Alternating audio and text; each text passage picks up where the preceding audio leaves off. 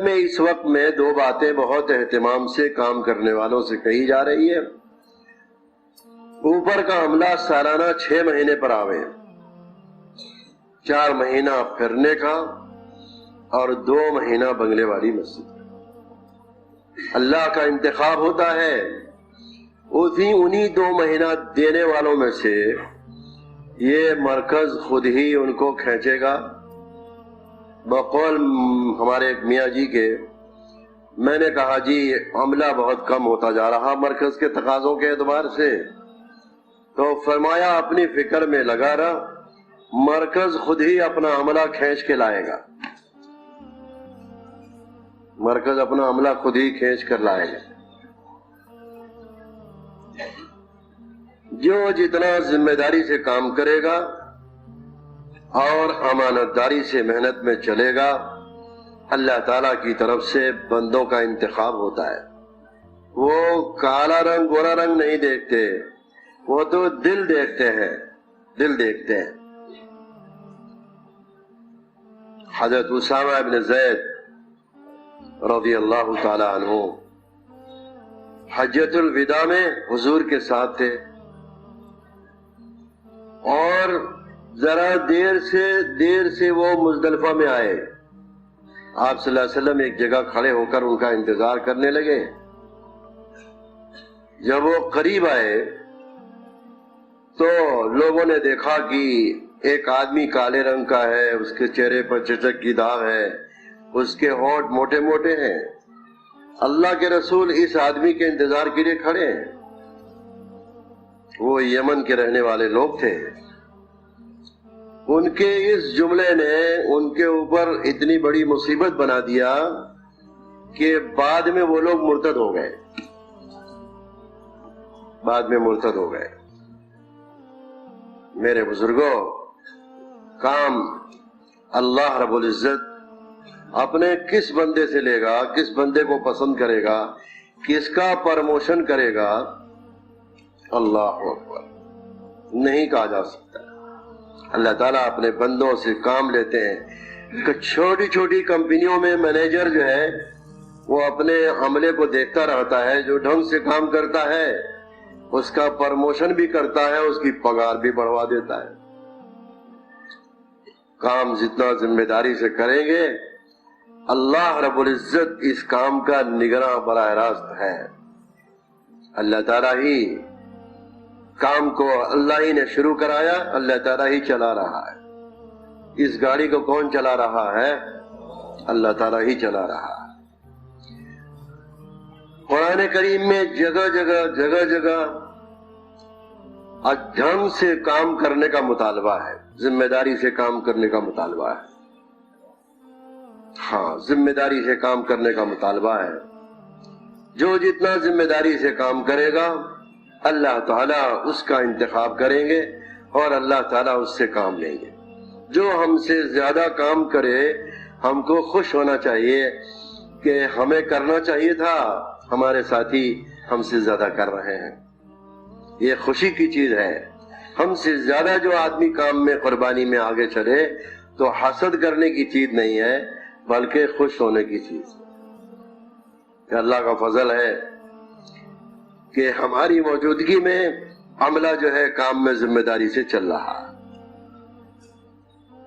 کام میں خود چلنا اور اپنے عملے کو کام میں آگے بڑھانا، اس لیے کہ ہم تو ہر آدمی اپنی زندگی کے دن پورے کر کے دنیا سے چلا جائے گا اور پیچھے کام کرنے والا عملہ چھوڑ کر جاتا ہے۔ لوگ اپنے گھروں پر، اپنے کاروبار میں ذمہ داری کے ساتھ چلتے ہیں تو ان کی اولادیں ان کے چھوٹے بڑے کاروبار سنبھال لیتے ہیں۔ جس قدر میرے بزرگوں امت میں اس انداز سے محنت کی جائے گی کہ امت کے اندر جو صلاحیت چھپی ہوئی ہے، حدیث میں آدمی کی مثال سونے چاندی کے کان کی دی گئی۔ ایک ایک آدمی سونے چاندی کے کان کی طرح سے ہے۔ ایک ایک آدمی کے بارے میں حرص کہ یہ آدمی کتنا کام کرے گا، کتنا ذمہ داری سے چلے گا اور کتنا کام میں آگے بڑھے گا۔ نہیں کہا جا سکتا ہے۔ تو میرے بزرگوں، محنت میں امانت داری کے ساتھ اپنے بڑوں کے ساتھ رہنا، اور پھر پیچھے اپنے عملے کو وہ چیزیں دینا جس قدر ہم اس نظریے سے محنت میں چلیں گے، اور پھر درگزر ایک دوسرے کو درگزر، خوبیوں پر نظر، ایک دوسرے کو درگزر کرنا، خوبیوں پر نظر رکھنا۔ اگر کوئی ہم سے بے تعلق ہو رہا ہے تو اس سے رشتہ جوڑنا، اس سے ہم کو جڑنا۔ سل من قطعک واعف عمن ظلمک واحسن الی من اساء الیک۔ جس قدر ہم تواضع کے ساتھ کام کرنے والے کام کا عملہ بنا کر چلیں گے، کام تیزی سے آگے بڑھے گا۔ ہم زیادہ کتنا کام کر سکتے ہیں؟ اپنے ساتھ عملہ بنا کے چلنا ہے۔ اللہ کا فضل ہے کہ اللہ تعالیٰ نے ہم کو اور آپ کو یہاں اس چہار دیواری میں پہنچایا ہے، اور بار بار اللہ تعالیٰ آنے کی توفیق بھی عطا فرمائے، بار بار اللہ تعالیٰ آنے کی توفیق عطا فرمائے۔ اللہ کا فضل ہے، ہر 3 مہینے پر کام کی فکر، تجدید فکر، کام کے تقاضے سارے عالم کے۔ یہ وہ جگہ ہے جہاں سارے عالم کے تقاضے متوجہ ہیں۔ اگر اس جگہ سے تعلق نہیں ہوگا تو مسجد والوں کی فکر محدود ہو جائے گی۔ یہاں کام کرنے والے، اوپر کا عملہ اگر یہاں سے جڑا رہے گا تو مسجد کی فکر سارے عالم کی ہوگی۔ اور ہمارے یہاں جو کارگزاری میں ایک کالم ہے، کتنی جماعتیں مسجد سے مکمل نکلیں، اس کی بنیاد پڑے گی۔ ڈاکٹر صاحب کو جگہ دو ذرا، آگے بیٹھنے والوں کو تو بڑی ذمہ داری۔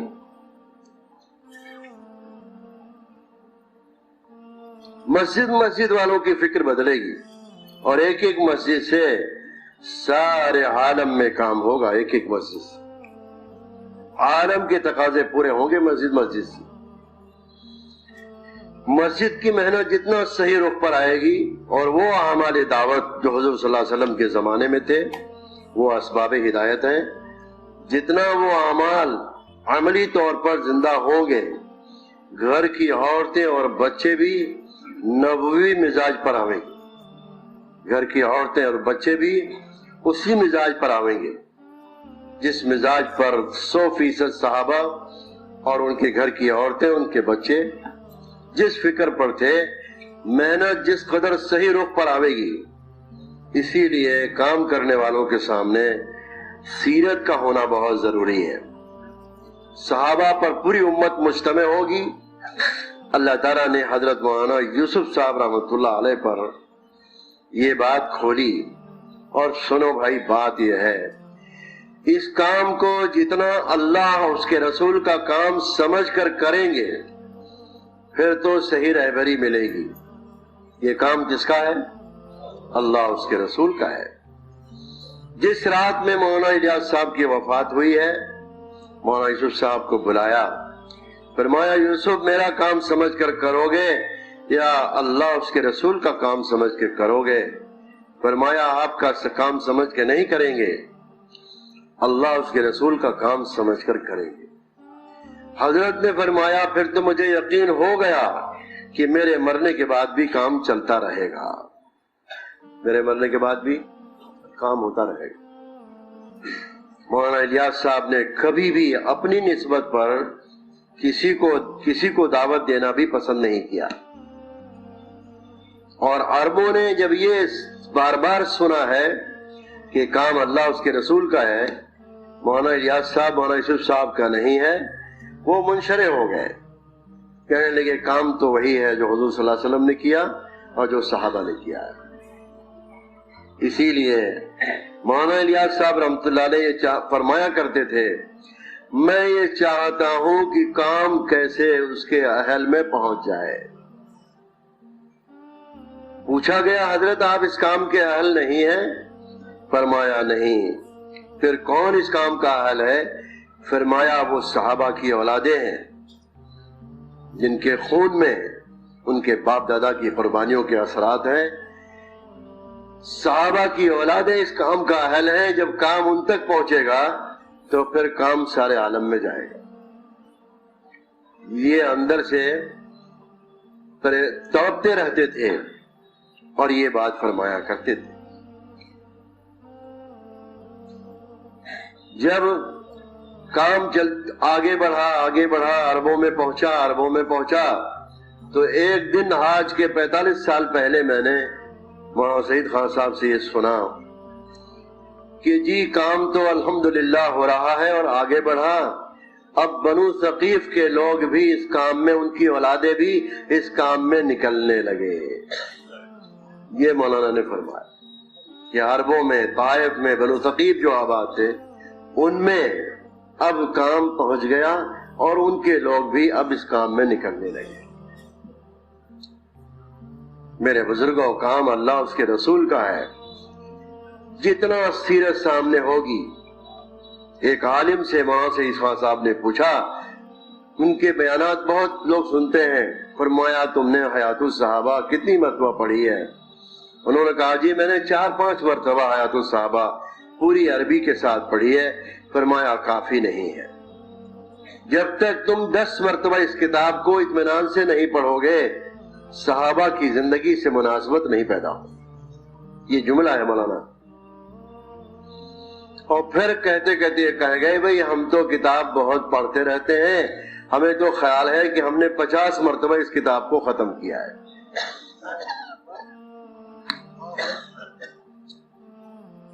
ہم نے تو بڑوں کو دیکھا نہیں، ان سے پہلے والوں کو. ہمارے ایک دوست ساتھی کام کرنے والے کہنے لگے، میں مولانا کی صحبت میں رہا، سفروں میں ملاقاتیں رہیں، میں نے تو ان کی زندگی یہ دیکھی کہ یہ اس زمانے کا امام غزالی ہے. اس زمانے کا امام غزالی. اللہ تعالیٰ نے ان کو وہ مقام دیا تھا. میرے بزرگوں، اس کام کی رہبری اس بنگلے والی مسجد سے اللہ تعالیٰ کرا رہے ہیں. اس کو، اس نسبت کو ذرا بھی ہمارے دلوں میں اس میں ذوف نہ پیدا ہو، اس میں ذرہ برابر بھی ذوف نہ پیدا ہو. اور یہاں جو مسجد کے اعمال ہیں 12 مہینہ اس مسجد میں عمل ہوتا ہے. جو مسجد کے اعمال ہیں،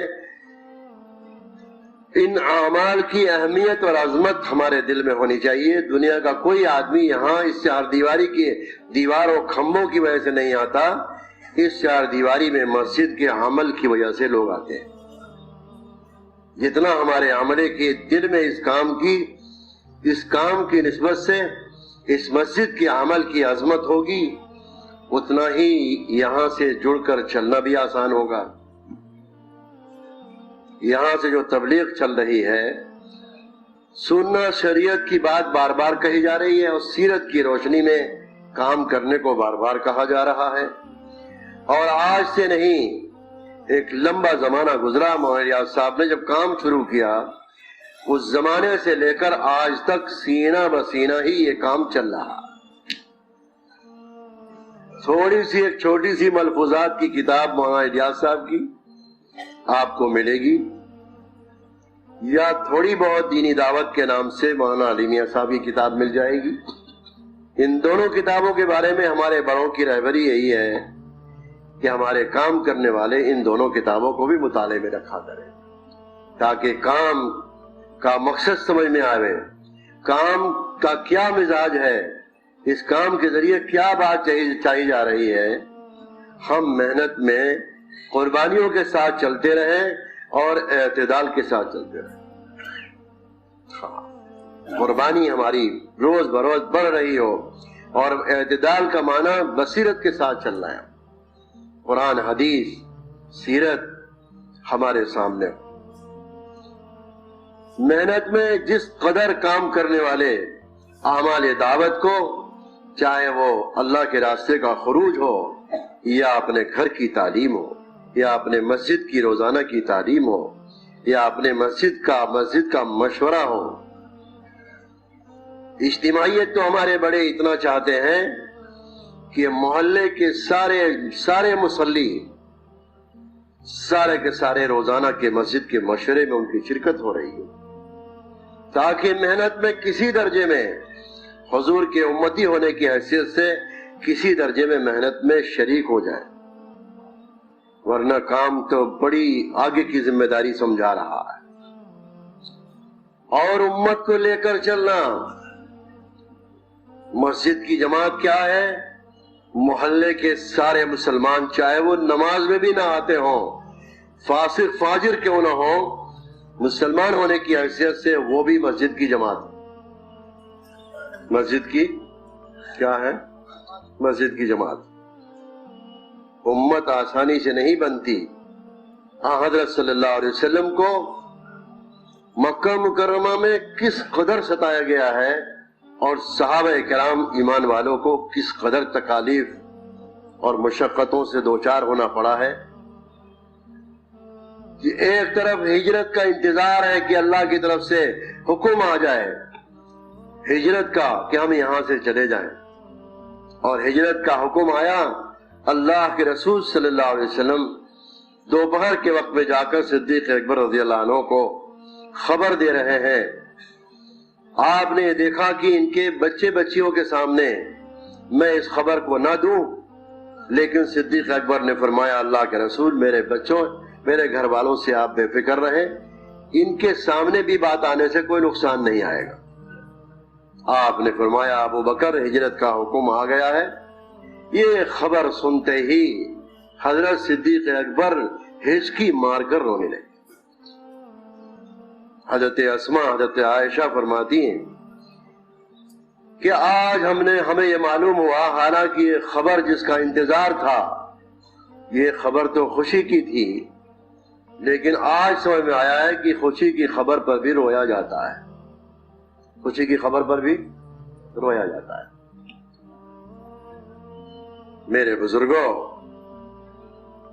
کس قدر مجاہدوں سے گزارا گیا ہے، اور کس قدر مجاہدوں سے گزار کر آگے امت بنی ہے۔ 3 راتیں ہجرت کی کیسی مجاہدے کی ہے، 3 راتیں جبل ثور کی کیسی مجاہدے کی ہے۔ اللہ کے نبی صلی اللہ علیہ وسلم کو ایک ایک آدمی کی ہدایت کا غم لگا ہوا ہے۔ قرآن کئی مرتبہ نازل ہوا ہے، میرے نبی، ہم تو آپ دیکھ رہے ہیں آپ کو کہ لوگوں کے پیچھے ایمان نہ لانے کی وجہ سے آپ اپنے آپ کو ہلاک ہی کر دیں گے، یہ ہم دیکھ رہے ہیں۔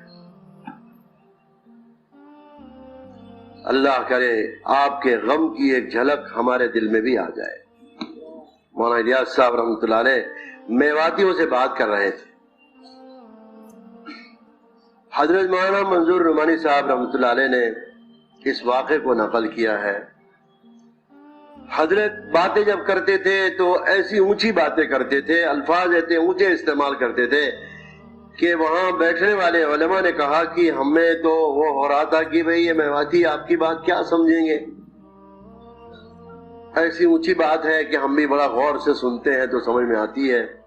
عربی کے الفاظ، مترادف الفاظ، فارسی کے الفاظ استعمال کرتے ہیں۔ کہنے لگے ایک عجوبہ ہم نے یہ دیکھا، آدھا گھنٹہ سے زیادہ جب بات آپ کی ہو گئی، پونا گھنٹہ تک پہنچی تو وہ میواتی آپس میں کہنے لگے، ارے بھائی جلدی سے ہاں کر لو کہ ہم تیار ہیں اللہ کے راستے میں جانے کے لیے، ورنہ ہم دیکھ رہے ہیں کہ بڑے میاں کا انتقال ہو جائے گا۔ جو بات اللہ نے اپنے نبی کے لیے کہی کہ ہم دیکھ رہے ہیں کہ لوگوں کے پیچھے آپ اپنی جان ہی دے دیں گے، اسی کی ایک جھلک مولانا الیاس صاحب میں موجود تھی، اسی کی ایک جھلک کہ ہجرت کے سفر میں راستہ جب غار سے آپ باہر نکلے ہیں تو راستے میں ایک جگہ 2 راستہ آیا، تو ایک طرف رہبر غیر ایمان والا پیسے پر تیار ہوا رہبری کر رہا ہے، وہ کہہ رہا ہے کہ یہاں 2 راستہ ہے، یہ راستہ ذرا قریب کا ہے، دور کا ہے، مگر قریب والے راستے پر 2 ڈاکو رہتے ہیں، مسافروں کا مال چھین لیتے ہیں، مسافروں کو نقصان پہنچاتے ہیں۔ آپ نے فرمایا اسی راستے سے چلو، ان دونوں کو دعوت دیں گے، ہو سکتا ہے اللہ تعالیٰ ان کو ہدایت دے دے، ان کو جگہ دیجیے نا۔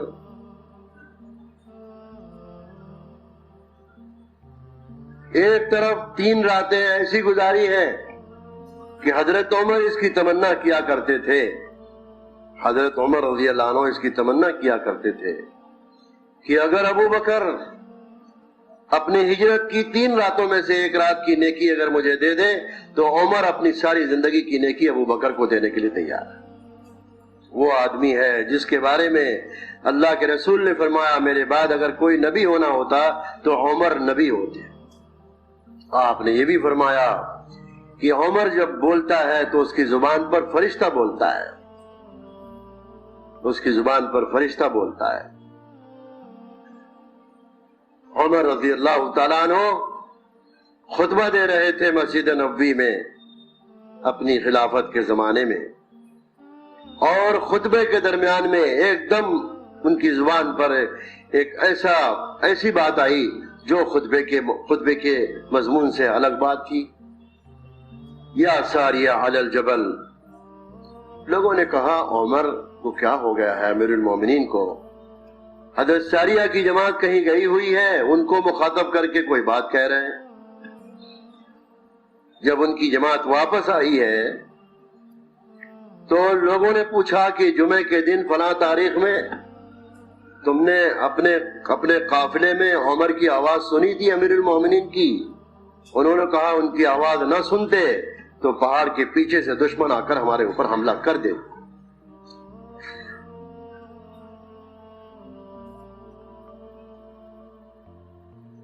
مدینہ منورہ کے قیام کے زمانے میں حضرت عائشہ رضی اللہ عنہا ام المومنین کے گھر پر آپ رات گزار رہے ہیں۔ تھوڑی سی چھت، کھجور کے ٹٹوں کی چھت کھلی ہوئی تھی، آسمان اس دن کھلا ہوا تھا، ستارے ہی ستارے آسمان میں نظر آ رہے تھے۔ اما عائشہ نے دکھایا اللہ کے رسول ذرا دیکھیے اللہ کی قدرت کا منظر کہ آسمان میں ستارے ہی ستارے نظر آ رہے ہیں۔ بعد راتیں کھلی ہوتی ہیں تو معلوم ہوتا ہے کہ 7ویں آسمان کے ستارے بھی دکھائی دے رہے ہیں۔